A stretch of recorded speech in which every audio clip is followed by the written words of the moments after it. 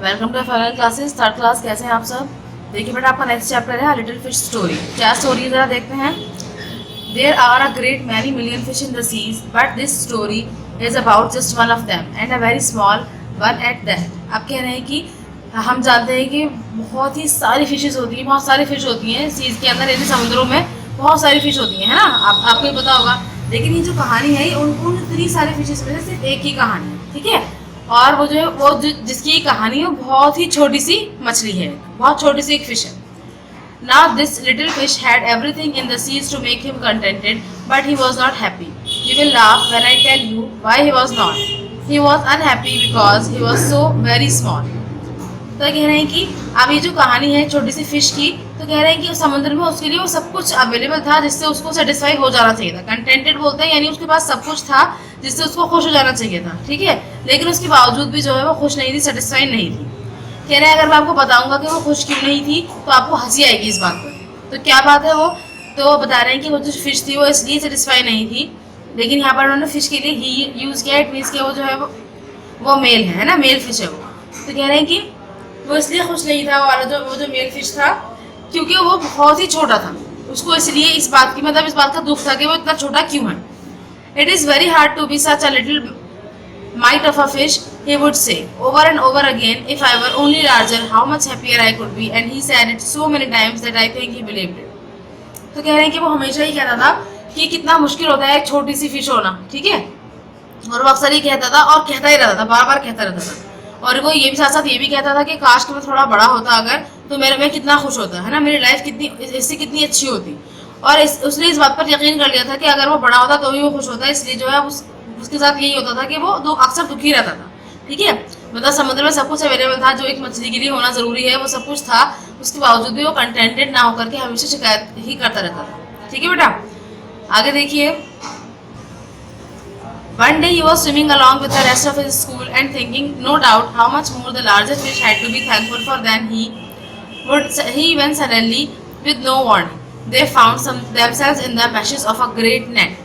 कह रहे हैं कि अब एक दिन क्या हुआ, एक दिन वो अपने स्कूल के साथ स्विमिंग कर रहा था। बेटा स्कूल का मतलब यहाँ पर हमारा वाला स्कूल नहीं जिसमें हम पढ़ने आते हैं। जो मछलियों का ग्रुप होता है ना, फिश का जो ग्रुप होता है उसको स्कूल बोलते हैं, यानी fish of school. It means की बहुत सारी मछलियाँ, छोटी बड़ी सभी तरीके की। तो कह रहे हैं कि वो अपने फिश के स्कूल के साथ जो है क्या कर रहा था, स्विमिंग कर रहा था।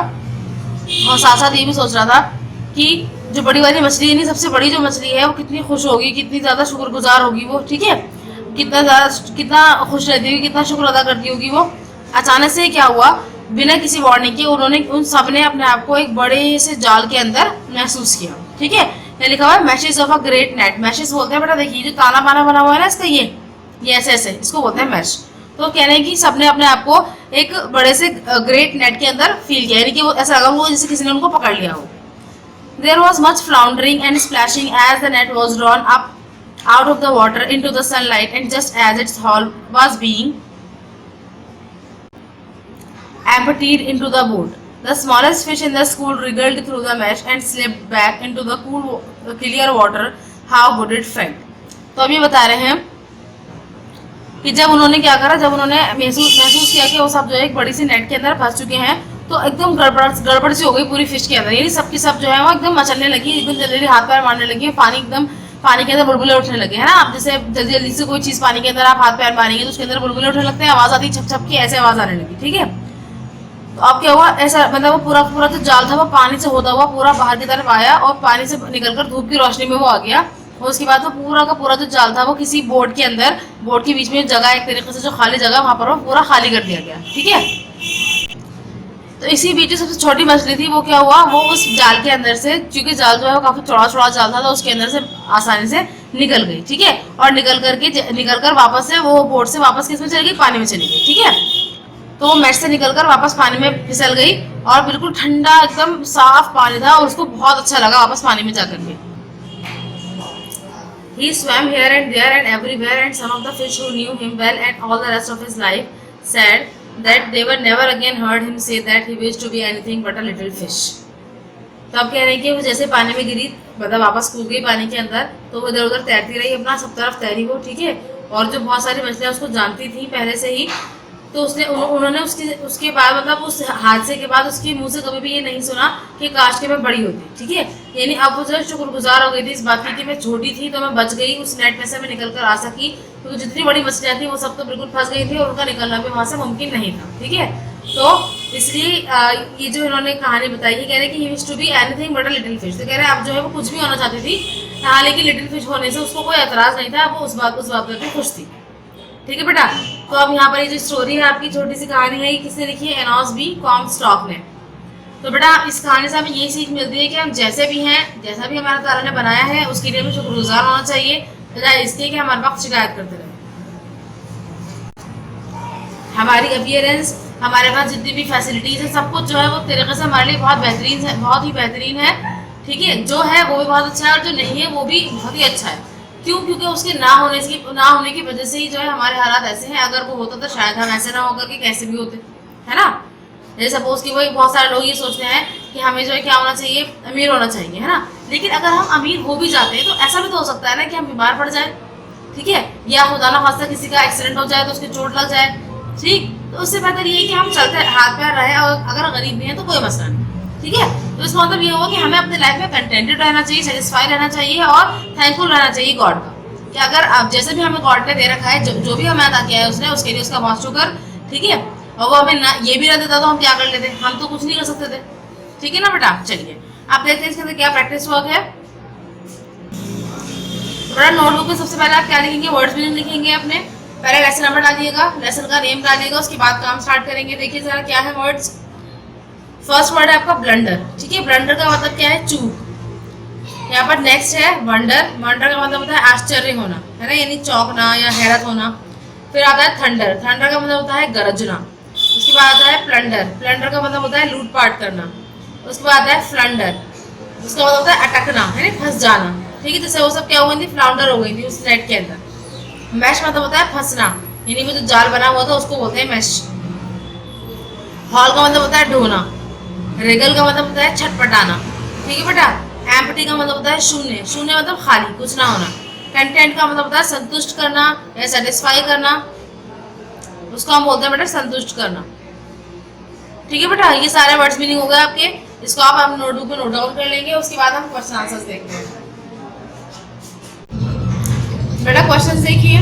How many fish are there in the sea, के सी के अंदर कितनी सारी फिश थी। उसके बाद नेक्स्ट क्वेश्चन है why was the little fish unhappy, छोटी वाली मछली जो थी वो अनहैप्पी क्यों थी, नाखुश क्यों थी वो। What happened to the fish one day, कह रहे हैं कि एक दिन फिश के साथ क्या हुआ।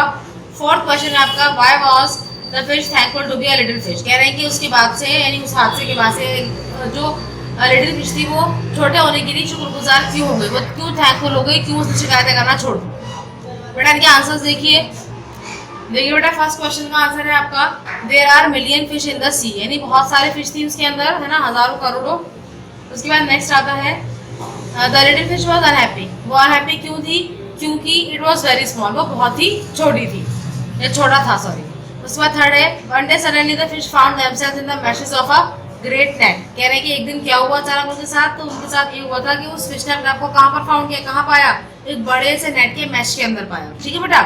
उसके बाद फोर्थ आता है आपका the little fish was happy because it could Regal through the mash and slip back into the water because it was small, कह रहे हैं छोटे होने पर शुक्र अदा करना क्यों शुरू कर दिया था बेटा, क्यों, क्योंकि वो जो है वो अपने छोटेपन की वजह से अपना छोटा सा मतलब पूरी बॉडी उसकी छोटी सी थी, इसीलिए जो है बच गई थी उस मैश से।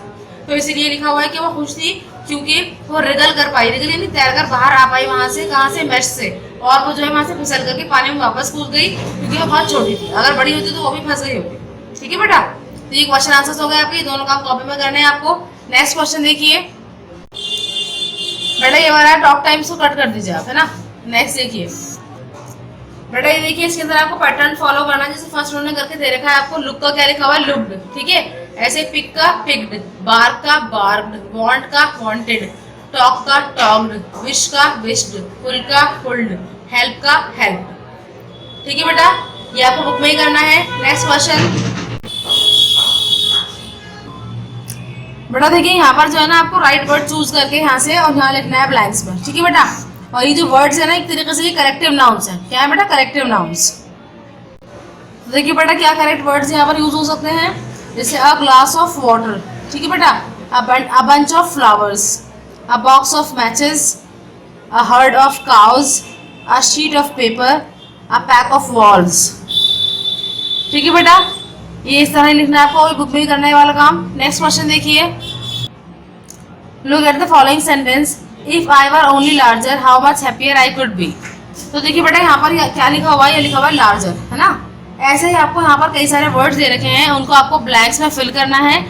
अब यहाँ फर्स्ट में तो ब्लैंक में फिल करना है, उसके बाद आपको खुद ही सेंटेंस फॉर्म करना है पूरा। जैसे if I were only taller, first word ले लिया हमने taller, how much happier I could be, ये पूरा कंप्लीट ऐसे हो गया। ठीक है, अब नेक्स्ट देखिए, उसके बाद देखिए बेटा if I were only thinner how much happier I could be, है ना। उसके बाद है if I were only smaller, next word use करते जा रहे हैं हम, पूरा सेंटेंस एज इट इज है। तो आपको ये बुक में ही करना है, बस आपको क्या लिखना है, if I were only smaller, बाकी जगह ऐसे लिखेंगे, if I were only cleverer, if I were only younger, if I were only older, ये पूरा सेंटेंस लिखना है आपको पूरा बुक में। ठीक है बेटा, चलिए नेक्स्ट क्वेश्चन देखिए बेटा, यहाँ लिखा हुआ है सिंगिंग और क्राइंग। तो सिंगिंग और क्राइंग के अंदर देखिए, Mahesh sings a little song, Venkatesh looks at him, why are you crying Mahesh, he asks, Mahesh says I am not crying, I am singing an English song. बेटा इसके बेस पर हमें इसकी फिलअप्स को फिल करना है, करेक्ट ऑप्शन चूज करके उसके अंदर फिल करना है। जैसे Mahesh sings a long song, little song, तो बेटा यहाँ लिखा हुआ है ना लिटिल सॉन्ग, तो यहाँ पे हमने क्या लिख दिया, लिटिल सॉन्ग, इस पर टिक लगा दिया। उसके बाद आएगा वेंकटेश लुक्स या शाउट्स एट हिम, तो यहाँ पर बेटा लुक्स वाला ऑप्शन ठीक है, तो लुक्स लिख दिया हमने। उसके बाद थर्ड है Venkatesh thinks Mahesh is crying laughing, तो उसको लगा कि वो रो रहा है, तो ये यहाँ पर आएगा क्राइंग। उसके बाद आएगा Mahesh is singing, singing is saying a song, तो बेटा सॉन्ग को हम सिंग करते हैं, तो यहाँ पर आ जाएगा सिंगिंग। उसके बाद फिफ्थ आता है the song is in English Telugu, तो बेटा तेलुगु इंग्लिश जाएगा, इसका आंसर तेलुगु जो है वो रॉन्ग ऑप्शन है। ठीक है बेटा, तो बेटा देखिए चैप्टर कंप्लीट हो गया आपका, बस 2 ही काम है आपके ऐसे ही जो आपको कॉपी में करने हैं, नोटबुक में करने हैं अपनी, बाकी सब आपको बुक में ही फिल करना है। ठीक है, अब आपको चैप्टर समझ में आया होगा, और इससे जो मेरा सबक है हमें वो भी हमें समझ में आया है। इंशाल्लाह ताला हम उस पर अमल भी करेंगे कि जो हमारे पास होगा उसके अंदर खुश रहेंगे, शिकायतें नहीं करेंगे, है ना।